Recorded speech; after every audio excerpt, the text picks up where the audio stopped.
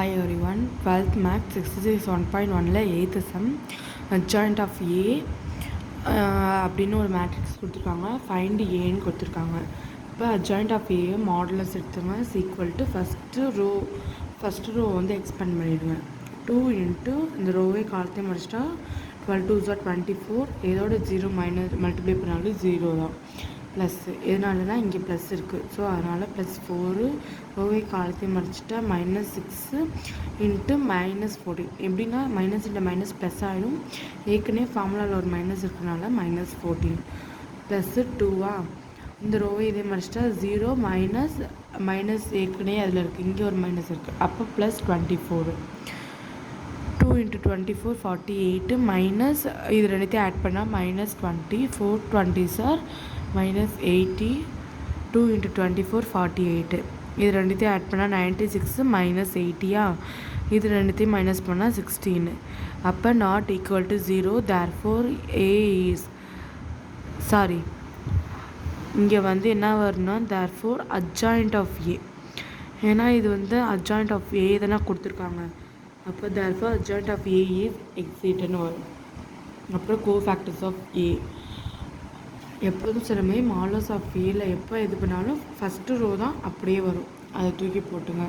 அடுத்தது 3, இந்த ரோவை காலத்தையும் மடிச்சிட்டா 4 2 8 0, அப்போ -8 0 ஏற்கனவே ஃபார்முலாவில் -8. அப்புறம் ப்ளஸ்ஸு இந்த ரோவை காலத்தையும் மடிச்சிட்டா 4 + 4 அடுத்தது ரோவை காலத்தையும் மடிச்சிட்டா 0 8 0 -8. ஓகேவா.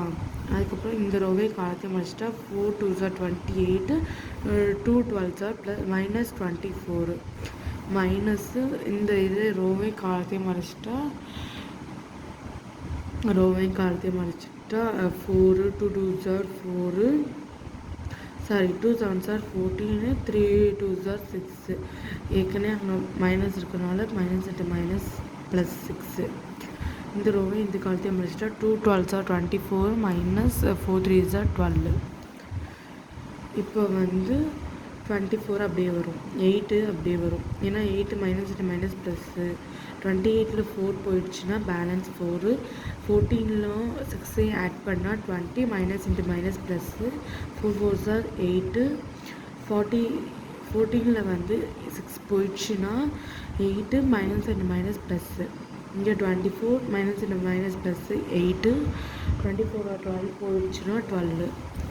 அப்புறம் அட்ஜாயிண்ட் ஆஃப் ஏ, அதாவது இது கோஃபேக்டர் கண்டுபிடிச்சிருக்கோம். இதை டிரான்ஸ்போர்ட் பண்ணால் adjoint of A, adjoint of A கண்டுபிடிச்சிடலாம். ஏ கண்டுபிடிச்சதோட formula A is equal to modulus of 1/√ஆஃப் ஏ அட்ஜாயிண்ட் ஆஃப் ஏ.